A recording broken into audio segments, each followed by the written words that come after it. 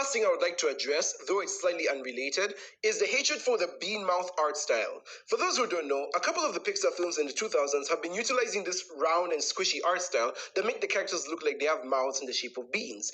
Apparently, this style is really easy to animate according to some animators we've seen on the internet. And yeah, personally, I don't really hate it. It's colorful and expressive enough to get the job done and looks more or less like a generic CG film.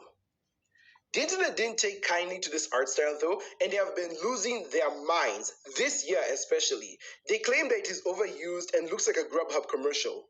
Many have hearkened this drama back to the CarLarts hate in the mid-2010s, where most audiences hated that style as well, except that style was in 2D and was used by multiple studios, rather than Pixar being the flagship black sheep of this decade.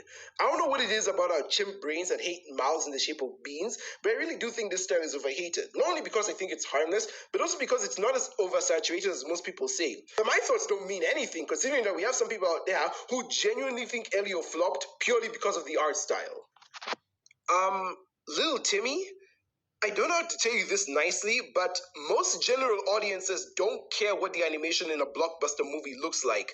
Heck, half the time they don't care how it looks, period. I was raised on some weird stuff back in the day. I really don't think Elio's art style is enough to throw them off / not to watch the movie out of spite. Pixar has only used it in 3 films and 1 TV show: Luca, Turning Red, Elio, and Win or Lose. Once again, the cognitive dissonance strikes again as audiences seem to forget that Onward, Soul, Lightyear, Elemental, Inside Out 2, and even their next film, Hoppers, don't use their bean mouth animation. Don't worry, people will find a way to hate on that film too.